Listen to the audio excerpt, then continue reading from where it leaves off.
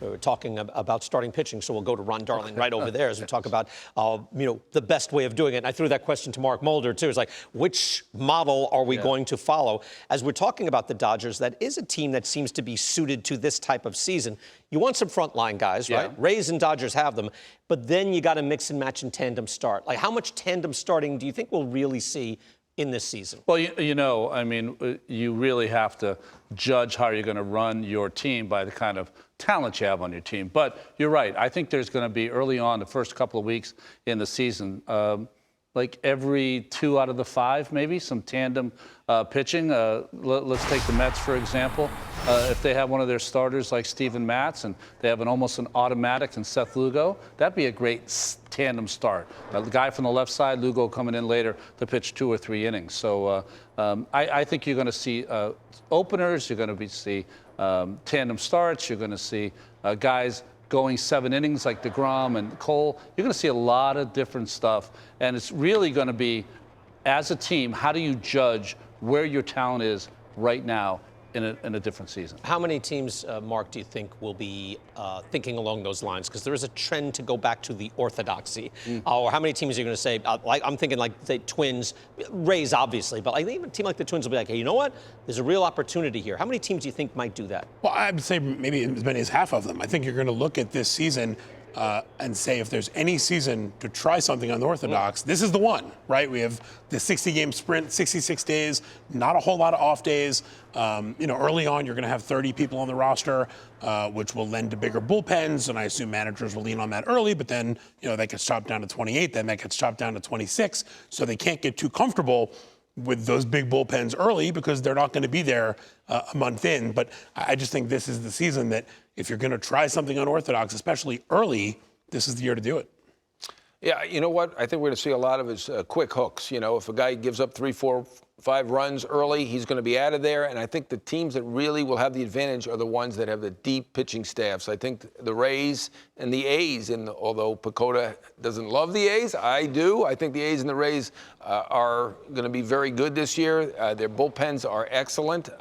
The A's have a very deep rotation. They didn't have Manaea for most of last year. They didn't have Puck for any of last year. They should be really good. Obviously, the Rays have a very good top of the rotation with Glasnow and Snell and Morton. And, boy, do they have a good bullpen. And not to be snarky or anything, but it might be an advantage for the Rays. They're used to playing not before packed crowds, right? They don't have packed houses there, so it may not affect them as much to have no fans. They'll be bullpenning in front of no fans, and they'll be like, it seems kind of normal. Yeah, right. I mean the main advantage they have is they have great pitching.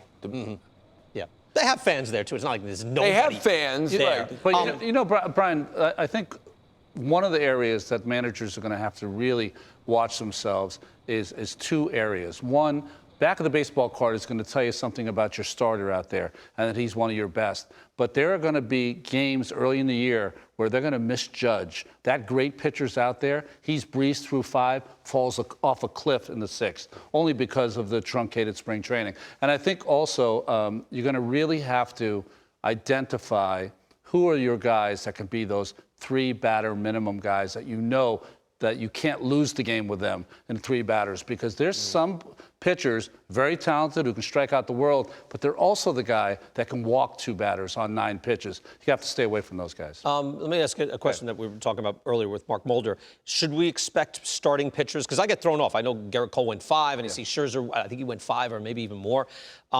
Should we expect late July, early August to be kind of like after spring training, or is it different given that there was the 4-month shutdown? I think there's going to be 3 levels. I think in the very beginning with the elite pitchers, they're going to do a lot of the elite things they usually do in the regular year.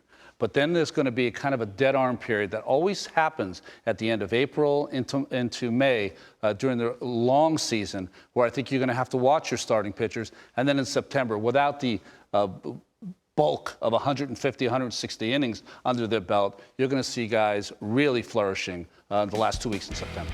All right. Again, my conversation with Mark Mulder is coming up, and we'll discuss more of that with starting pitchers. I think there's a real opportunity here for the teams that are equipped to get after it. But you need to be ready to do it, not just talk about it and then the manager. Even almost looking like Aaron Boone year 1, Aaron Boone year 2. There was a drastic difference. Yeah, absolutely. I mean, the teams that are the most organized, the teams that have the best managers are going to be at huge advantage this year. There's a lot of different things that could happen that are unexpected, and people are going to have to adapt and do it quickly. So if a team has a great manager, I think the advantage is even greater this year. Okay. I think it'd be fun. I mean, I don't know if there'll be enough. I wonder if there's going to be a team that during that 30-man that will just like flood like power arms. Like, is there something to be gained by that, or are you dropping too far on the talent chain to make that, accessible? Well, I think part of that is the 3-batter minimum comes into play there, because you throw somebody out there, you have to keep them out there. But you can throw them in with 2 outs and that sort of thing. You can. Right? There's ways around You can. it. There are, I'm already there are thinking of ways around this. There are ways around it. The other question is how deep is the talent in that bullpen? You can throw hard throwers out there, but if they're walking guys, that's not going to help your cause. Or if they're leaving balls right at the middle of the plate, that's not going to help your cause. You're going to throw your best guys out there. Not many teams have 9 deep best guys in their bullpen. Now, we've seen the opener used with a tandem pitcher who comes in and then throws 4 or 5 innings. I think what's going to be interesting is if a guy gets through 4 or so, do you identify that point in the lineup where they've got their really good 3 stars, 3 of them right-handed hitters? Do you go to the bullpen and get that real major arm to get those 3 guys out in the 5th inning? That's ways of doing stuff that hasn't been done before.